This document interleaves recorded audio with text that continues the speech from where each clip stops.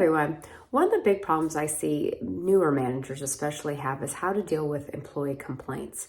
And there's a body of research, especially out of Robin Kowalski out of Clemson, who shown that there are two different types of complaints, but also a root cause for complaining. And so I really want to talk to you about how to navigate this, because I think when you know some of this, it's a little bit easier to move forward to the good type of complaining, which there actually is.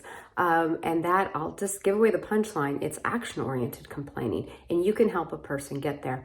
So when a person comes to you to complain, and this could be a friend, this could be anyone, we're just going to talk about the workplace. When they come to you to complain, they're really a little bit lost in their thoughts or their emotions, and they go to someone else to connect with that person, to feel a connection, even if it's not you necessarily they think they're gonna get it from. They want a connection with someone, and they want to feel heard.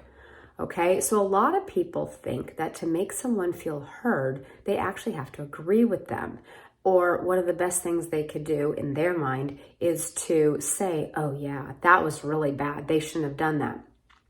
Actually, if you do that for a friend, for a loved one, for a colleague, and you completely say, oh, I can't believe they did that, that person is so bad, so wrong, so whatever, you're creating actually a very much worse situation for the person who's complaining to you, because they're about to head down a path now, according to research, where they will see the person they're complaining about more negatively than they did before the conversation with you.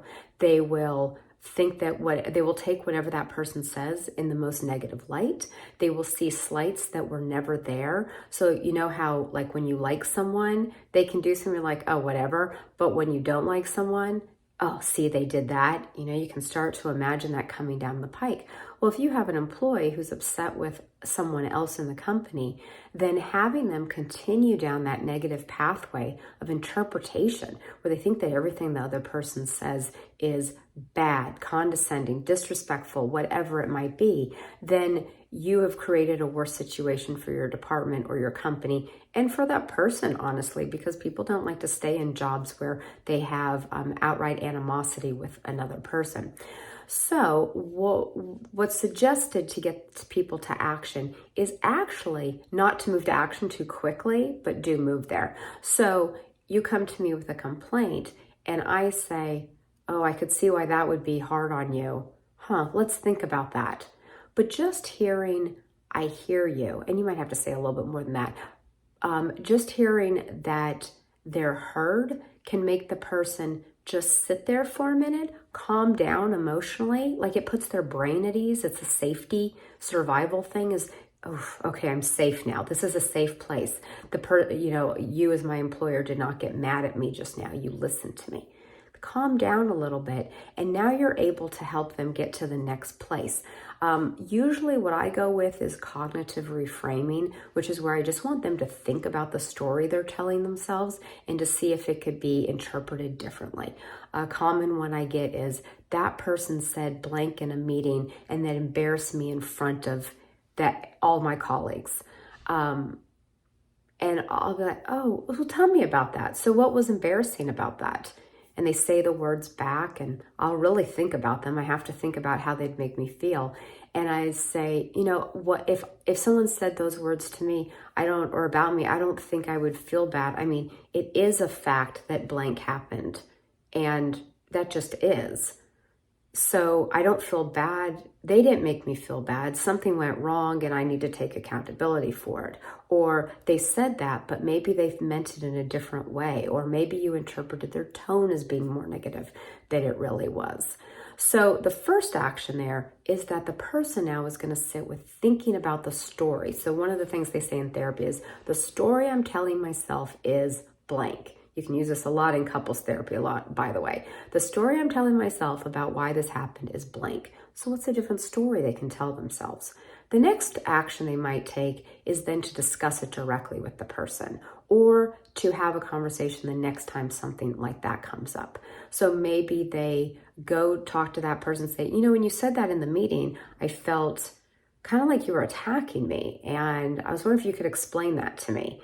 Open-ended question, not accusing them really, but kind of trying to get to, like, I felt this, but I don't really know what you meant. give them that opportunity. Or they could go to the or they could be in a meeting next time, and when the person speaks up, they'd say, I'm not sure why you're saying that. I mean, this was a problem, but I didn't see it this way because this happened. Although I do recognize I need to do blank differently next time, whatever it is.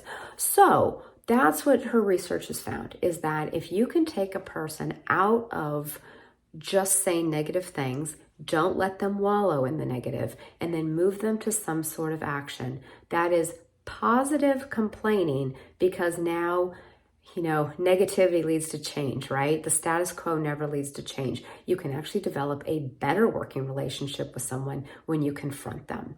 You actually, too, as a supervisor or manager, will have more authority. I use that term loosely, but you're going to be respected, because no one respects a manager who just agrees with someone complaining to them. Because what happens to the person they were complaining about in your relationship with that person and the department as a whole? So by validating, you're not agreeing with the person.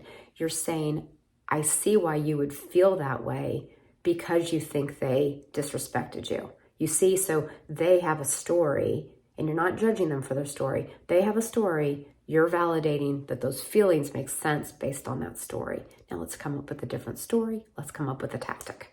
I hope this helps you. Being a new manager was super hard for me. Not that it's ever really easy when you have different interpersonal things, but complaints are a big one. And I see it in my personal life too. When people want to complain, I don't think they like me when I tell them, maybe we could think about that differently. But I think that they might actually be better for it. And that's what I would like my friends to be, is the best version of themselves. And I hope they make me the best version of myself.